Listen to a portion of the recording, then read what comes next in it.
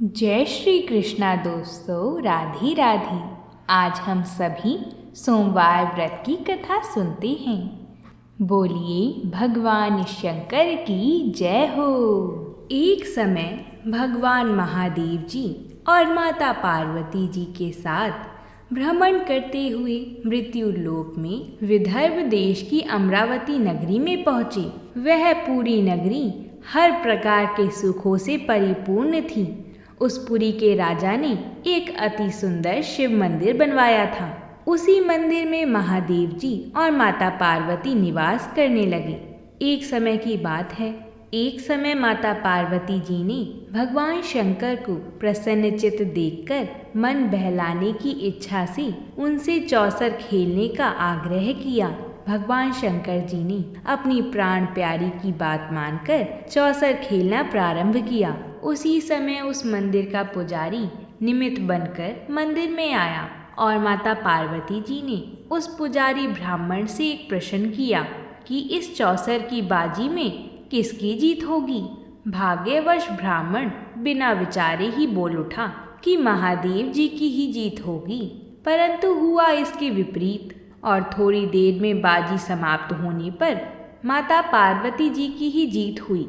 इस पर माता पार्वती जी को ब्राह्मण के झूठ बोलने के कारण बहुत क्रोध आया और उसको श्राप देने के लिए तैयार हो गई। यद्यपि महादेव जी ने पार्वती जी को बहुत समझाया, परंतु उन्होंने कुछ भी न मानकर ब्राह्मण को कोढ़ी होने का श्राप दे दिया। कुछ दिनों पश्चात पार्वती जी के श्रापवश होकर वह कोढ़ी हो गया और अनेक प्रकार के कष्टों को भोगने लगा। जब इस प्रकार उसको कष्ट भोगते हुए बहुत दिन हो गए तो एक दिन स्वर्ग की अप्सराएं भगवान शिव जी के मंदिर में पूजा करने के लिए आईं और पुजारी जी को शारीरिक कोढ़ से दुखी देखकर दया भाव से पूछा तो ब्राह्मण ने विनाश का वृत्तांत बताया कि भगवान शिव जी और माता पार्वती जी के चौसर खेलने और पार्वती जी के श्राप से ही मेरा ये हाल हुआ है। तब अप्सराएं यह सब कथा सुनकर कहने लगीं कि हे ब्राह्मण, अब तुमको अधिक दुख नहीं उठाना पड़ेगा। भगवान शंकर की कृपा से तुम्हारे सब दुख दूर हो जाएंगे। तुम सब व्रतों में उत्तम व्रत सोमवार व्रत को विधि पूर्वक करो। तब ब्राह्मण सोमवार व्रत की विधि को अप्सराओं से पूछने लगा। अप्सराएं कहने लगी कि सोमवार व्रत को स्नान आदि से निवृत्त होकर अच्छे वस्त्र धारण कर फिर आधा किलो खूब अच्छी तरह शुद्ध भुने हुए गेहूं का आटा लेकर उसका प्रसाद बनाओ और फिर उसके 3 भाग कर लो। फिर चंदन, अक्षत, फूल, धूप, नैवेद्य, बेलपत्र, धतूरा आदि लेकर प्रदोष काल में भगवान शंकर का पूजन करो। भगवान शंकर का पूजन भक्ति और श्रद्धा से युक्त होकर करो। फिर प्रसाद के 3 भागों में से एक भाग भगवान शंकर का प्रसाद समझकर उपस्थित सज्जनों को बांट दो और आप भी प्रसाद पालो। इस प्रकार 16 सोमवार तक व्रत करो। फिर 17वें सोमवार को पाव भर शुद्ध गेहूं का आटा लेकर उसकी बाटी बनाओ और उसमें घी, शक्कर, गुड़ परिणाम सहित मिलाकर चूरमा बनाओ और शिव जी का भोग लगाकर उपस्थित सज्जनों को बांट दो। साथ ही आप भी प्रसाद पालो। इस प्रकार करने से भगवान शंकर की कृपा से मनुष्य के सब मनोरथ पूरे हो जाते हैं। ऐसा कहकर अप्सराएं तो स्वर्ग चली गईं और उस ब्राह्मण ने अप्सराओं की कथा अनुसार विधिवत 16 सोमवार तक व्रत किया और भगवान शंकर की कृपा से रोग मुक्त होकर बड़े आनंद से रहने लगा। कुछ काल व्यतीत हो जाने पर भगवान शिव और माता पार्वती जी फिर उसी मंदिर में पधारे। उस ब्राह्मण को श्राप मुक्त देखकर पार्वती जी ने बड़े आश्चर्य से पूछा कि रोग मुक्त होने का क्या कारण है। तब ब्राह्मण ने 16 सोमवार की सब कथा सुनाई। माता पार्वती व्रत का वृतांत सुनकर बहुत ही प्रसन्न हुई और उन्होंने भी विधि पूर्वक इस व्रत को किया तथा व्रत के प्रभाव से उनके गए हुए पुत्र स्वामी कार्तिकेय स्वयं आकर माता के आज्ञाकारी हुए। कार्तिकेय जी को अपने विचारों में परिवर्तन होने का कारण जानने की बड़ी भारी इच्छा हुई और उन्होंने माता जी से इस रहस्य का कारण सुनने की इच्छा प्रकट की। तब माता पार्वती जी ने 16 सोमवार व्रत की कथा सुनाई। तब उन्होंने भी इस व्रत का प्रभाव सुनकर, उनका एक मित्र ब्राह्मण बहुत दिनों से परदेश गया हुआ था, उससे मिलने की इच्छा से इस व्रत को धारण किया और उनका मित्र बहुत शीघ्र ही आकर कार्तिकेय जी से मिला और उनसे अकस्मात मिलने का रहस्य कार्तिकेय जी से पूछा। उन्होंने उत्तर दिया कि हमने तुमसे मिलने के लिए 16 सोमवार का व्रत किया था, उसी के प्रभाव से तुम मिले हो। ऐसा सुनकर ब्राह्मण ने भी अपने विवाह की इच्छा से विधि पूर्वक इस व्रत को किया। इस व्रत के प्रभाव से एक समय ब्राह्मण कार्यवश किसी दूसरे देश में गया, तो उस समय वहाँ के राजा की कन्या का स्वयंवर था और अनेक देशों के राजकुमार राजकुमारी के साथ विवाह करने की इच्छा से वहाँ आए हुए थे। राजा ने यह प्रण किया हुआ था कि जिस राजकुमार के गले में आभूषणों से सजी हुई हथनी माला डाल देगी, उसी के साथ अपनी कन्या का विवाह कर देगा। ब्राह्मण भी स्वयंवर देखने के लिए वहाँ गया हुआ था और भाग्यवश हथिनी ने माला ब्राह्मण के गले में डाल दी। राजा ने प्रतिज्ञा अनुसार अपनी कन्या का विवाह उस ब्राह्मण के साथ करा दिया और उसको बहुत धन दिया तथा उसका बहुत सम्मान करके संतुष्ट किया। ब्राह्मण उस राजकन्या को पाकर अति प्रसन्न से अपना जीवन व्यतीत करने लगा। एक समय उस राजकन्या ने अपने पति से कहा कि हे प्राणनाथ, आपने ऐसा कौन सा पुण्य काम किया था जिसके प्रभाव से हथिनी ने सब राजकुमार को छोड़कर आपके ही गले में वरमाला डाली। ब्राह्मण बोला कि प्रिय, मैंने अपने मित्र कार्तिकेय जी के कथा अनुसार 16 सोमवार का व्रत किया था। उसके प्रभाव से तुम जैसी रूपवान लक्ष्मी मुझको प्राप्त हुई हो। व्रत की ऐसी महिमा सुनकर राजकन्या को बड़ा आश्चर्य हुआ और पुत्र प्राप्त होने की इच्छा से व्रत करने लगी। भगवान शिव की कृपा से उसके गर्भ से एक अत्यंत सुंदर, धर्मात्मा, सुशील और विद्वान पुत्र उत्पन्न हुआ। माता पिता उस देव समान पुत्र को पाकर अति प्रसन्न से उसका पालन पोषण करने लगे। वह बड़ा हुआ तो एक दिन उसने अपनी माता से प्रश्न किया कि हे माता, आपने ऐसा कौन सा तप किया था जिससे मेरे जैसा पुत्र आपने अपने गर्भ में धारण किया।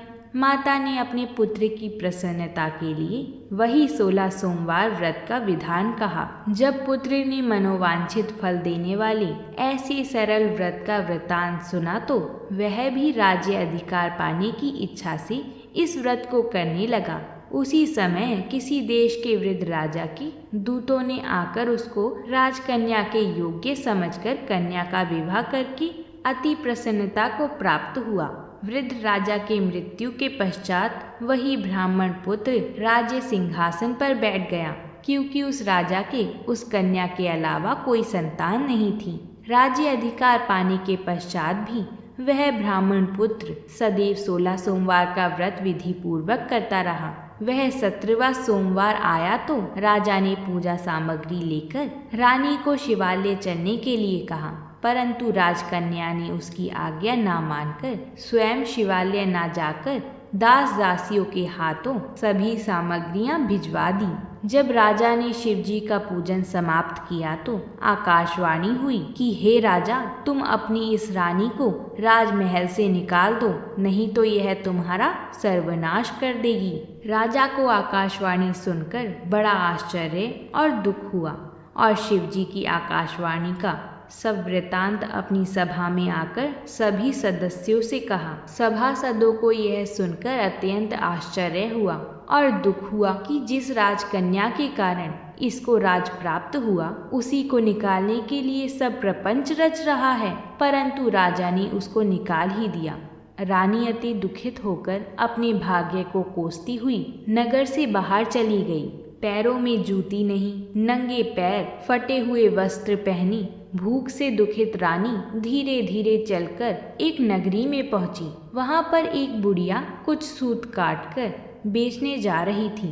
रानी की दीन अवस्था देखकर कहने लगी कि तू मेरे साथ चलकर सूत बिकवा दे। मैं वृद्ध हूँ, कुछ भाव आदि का पता नहीं, रानी ने सूत की गठरी बुढ़िया के सर से उतारकर अपने सिर पर रख ली। अभी थोड़ी ही दूर गई होगी कि ऐसी आंधी आई कि बुढ़िया का सारा सूत पोटली समेत उड़ गया। बुढ़िया रोती और पछताती रह गई और रानी को अपने साथ से दूर रहने को कह दिया।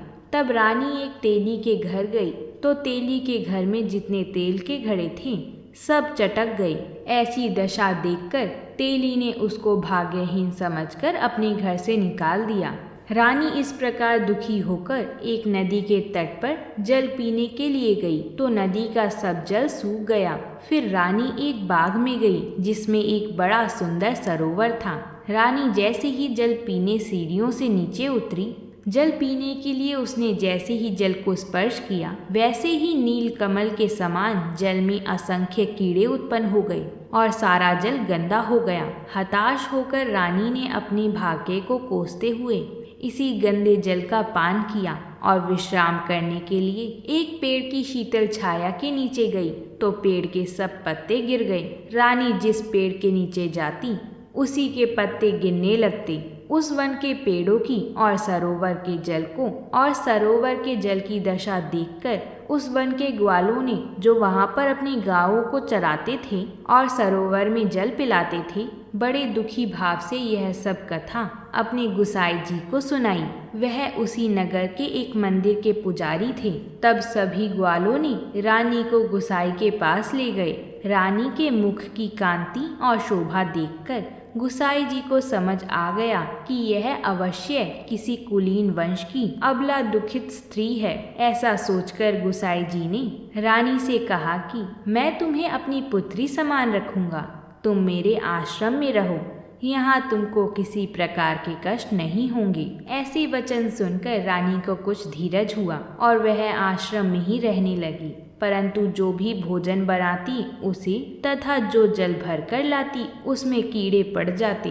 अब गुसाई जी को भी बड़ा आश्चर्य हुआ और दुख हुआ तथा वह कहने लगे कि पुत्री, तुझ पर कौन से देवता का कोप है जो तेरी ऐसी दशा हो गई। तब गुसाई जी की बात सुनकर रानी ने शिव पूजा का सारा वृतांत गुसाई जी को सुनाया। तो गुसाई जी ने अनेक प्रकार से भगवान शंकर की स्तुति की और रानी से कहने लगे कि पुत्री, तुम सब मनोरथ पूर्ण करने वाले 16 सोमवार का व्रत करो, उसके प्रभाव से ही तुम्हारे सब कष्ट दूर होंगे। गुसाई जी की आज्ञा अनुसार रानी ने 16 सोमवार के व्रत किए और 17वें सोमवार को पूजन से राजा के हृदय में विचार उत्पन्न हुआ कि रानी को गए बहुत समय हो गया है, न जाने कहाँ भटकती होंगी, अब उसे ढूंढना चाहिए। यह विचार कर चारों दिशाओं में अपने दूतों को रानी को ढूंढने के लिए भेजा। ढूंढते ढूंढते गुसाई जी के आश्रम में भी पहुंच गए और उनको सब वृतांत सुनाकर रानी को अपने साथ ले जाने के लिए कहा, परंतु गुसाई जी ने रानी को नहीं भेजा। तब दूतों ने रानी का पता और सब वृतांत जाकर राजा को सुनाया। राजा सब वृतांत सुनकर स्वयं गुसाई जी के आश्रम में गए और गुसाई जी से विनती भाव से कहने लगे कि महाराज, यह महारानी मेरी पत्नी है। भगवान शंकर के कोप से मैंने इसको त्याग दिया था। अब भगवान शंकर का कोप इस पर शांत हो गया है, इस कारण इसको लेने के लिए यहाँ आया हूँ। आप इसको मेरे साथ चलने की आज्ञा दीजिए। गुसाई जी ने राजा की बातों का विश्वास करके रानी को राजा के साथ जाने की आज्ञा दे दी और रानी बड़ी प्रसन्नता के साथ राजमहल में आई। तब नगरवासियों ने नगर को खूब सजाया, सारे नगर में बाजी बजाई, घर घर जाके मंगल गान किए। विद्वानों ने वेद मंत्रों का उच्चारण किया और अपने राजा रानी का स्वागत किया। महाराज ने ब्राह्मणों को बहुत सा धन दिया। नगरों में जगह जगह सदाव्रत खुलवाकर गरीबों को भोजन खिलाया। इस प्रकार राजा भगवान शंकर की कृपा से अनेक प्रकार से सुख को भोगता हुआ बड़े आनंद के साथ जीवन व्यतीत करने लगा। अब तो राजा और रानी दोनों ही प्रतिवर्ष 16 सोमवार के व्रत करते और शिव जी का पूजन विधि पूर्वक करते और इस लोक में अनेक प्रकार के सुखों को भोगकर शिवलोक को प्राप्त हुए। ऐसे ही जो मनुष्य भक्ति और श्रद्धा से पूर्ण होकर सोमवार का व्रत करता है तथा भगवान शिव जी का पूजन करता है, वह इस संसार में अनेक सुखों को भोग कर अंत समय में शिवपुरी को प्राप्त होता है। यह व्रत सर्व प्रकार से मनोरथ को पूर्ण करने वाला है। बोलिए भगवान शंकर की जय। बोलिए माता पार्वती जी की जय। अगर आप भी भगवान शिव जी की पूजा करते हैं तो कमेंट में हर हर महादेव जरूर लिखिएगा। और कथा अच्छी लगी हो तो वीडियो को एक लाइक जरूर करें और हमारे चैनल को भी सब्सक्राइब जरूर करें। बोलिए भगवान शंकर की जय हो।